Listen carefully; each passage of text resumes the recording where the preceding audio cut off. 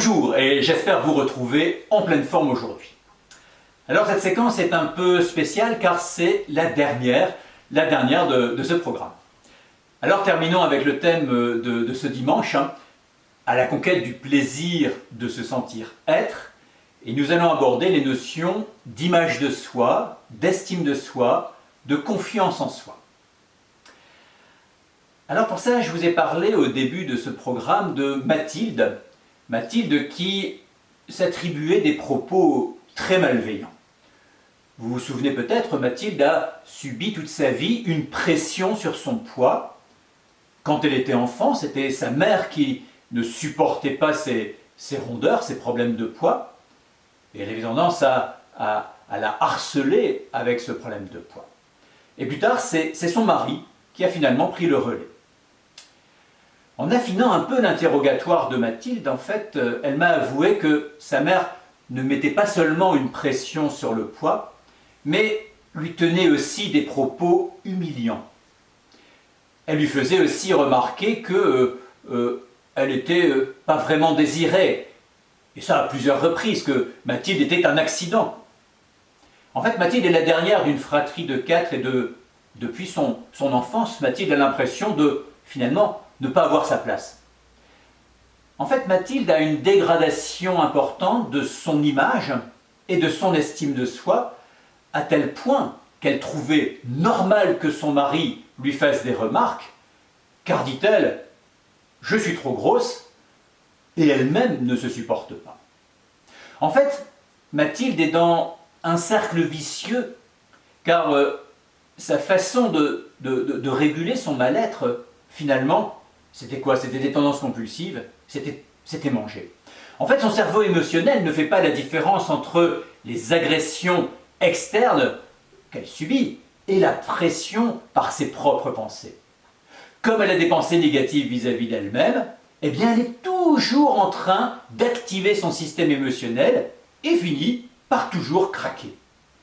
Je lui explique en fait comment se construit en grande partie cette relation à soi, et c'est ce que nous allons envisager ensemble aujourd'hui.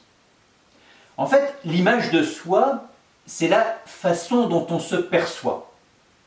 L'estime de soi, c'est les valeurs qu'on s'attribue.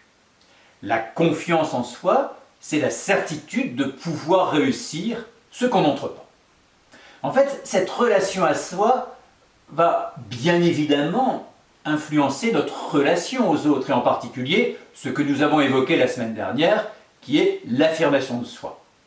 En fait, ce qui va grandement conditionner, influencer l'estime de soi et l'image de soi, eh bien c'est la qualité de notre attachement.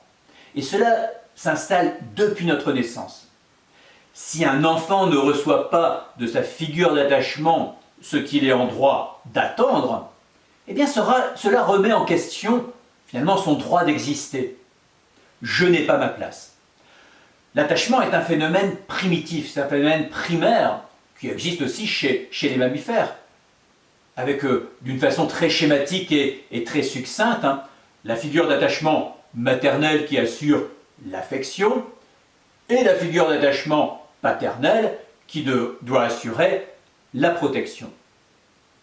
Un autre élément important, et vous verrez que cela finalement participe au cercle vicieux, c'est que la qualité de l'attachement va également influencer notre capacité à réguler les émotions, la capacité de l'enfant à bien réguler ses affects, à bien réguler ses émotions. Ainsi, lorsqu'il y a des perturbations de l'attachement, il y a des perturbations qui apparaissent dans la régulation émotionnelle et associées à cette perturbation de la relation à soi. Sur le plan de la régulation émotionnelle, l'enfant risque de développer des tendances à se dissocier, à se déconnecter de la situation, avec une tendance au repli. Je me déconnecte pour ne plus souffrir. Pas d'expression. Je prends toujours sur moi. Dans ce contexte, l'enfant peut tout faire aussi pour essayer de conquérir l'amour de la figure d'attachement. Il développe une partie de lui qui a peur de perdre l'attachement et donc est finalement prêt à toutes les compromissions pour être aimé. Et c'est ce qui peut expliquer eh bien, cette hantise de ne pas être aimé, qui est une des caractéristiques du trouble de l'affirmation de soi, qu'on a vu la semaine dernière. Alors, comment on peut s'en sortir? Comment pouvoir finalement casser ce cercle vicieux? Eh bien, la première chose, et comme nous l'avons déjà vu, c'est se défocaliser des kilos, pour entrer dans une véritable conduite de changement. En effet, dès qu'on va parler des kilos, eh bien, ça va amener au trouble de l'image de soi. Le changement concret va finalement nous permettre de se projeter dans un changement positif. Comment j'ai envie d'être, ce qui va changer en moi, près de moi, autour de moi, ce qui permet aussi de travailler toutes les composantes du problème, et pas uniquement le nombre de kilos. Un autre point important sera d'activer les ressources. Autrement dit, là on rejoint ce qu'on appelle la psychologie positive, reconnaître ses réussites, reconnaître ses qualités, reconnaître ses compétences. Enfin, pour améliorer la confiance en soi, il faut réussir. Et pour réussir, il faut agir, il faut oser, il faut accepter de prendre des risques en fait.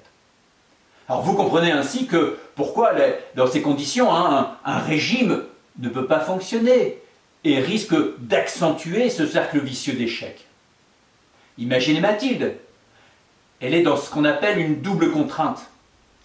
Si elle maigrit, c'est un petit peu comme si elle obtempérait à la pression de son entourage, et c'est totalement insupportable pour elle.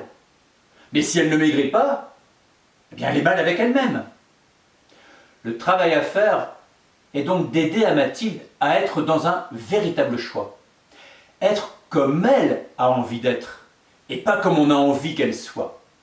C'est finalement à ce prix qu'elle pourra réussir à maigrir. C'est à ce prix qu'elle pourra gagner et arrêter de perdre. Vous comprenez certainement encore mieux, avec cette dernière vidéo, pourquoi j'ai développé ce programme. Pourquoi il est important de porter un nouveau regard sur les problèmes de poids. Car des souffrances comme celle de Mathilde, eh bien c'est pratiquement toutes les semaines qu'en tant que spécialiste de l'obésité ou des problèmes de poids, on les rencontre en consultation, toutes les semaines. Alors l'émission que je vous propose est dans ce cadre, eh bien, une règle simple finalement de la psychologie positive. Pensez tous les soirs, avant de vous endormir, à un souvenir de réussite, à un moment où vous avez gagné, où vous avez réussi quelque chose, quelle que soit cette chose. Vous pouvez le faire rien qu'en y pensant, mais encore mieux, vous pouvez le faire avec la séance d'hypnose 30 minutes, voyage intérieur, où vous activerez votre ressource. Eh bien voilà, c'était un peu la dernière vidéo de ce programme gagné et si vous arrêtiez de vouloir perdre. Ce programme, finalement de base, vous a présenté les grandes orientations d'une prise en charge spécialisée dans les problèmes de poids. Alors cela a été un vrai plaisir pour moi de vous accompagner et j'espère que ce plaisir a été partagé. J'espère qu'à travers toutes ces expériences, toutes ces histoires, vous avoir convaincu de l'importance de porter un nouveau regard sur les problèmes de poids et sortir finalement de ce cercle vicieux dans lequel un grand nombre de personnes se sont installées. Le cercle vicieux d'une véritable souffrance finalement.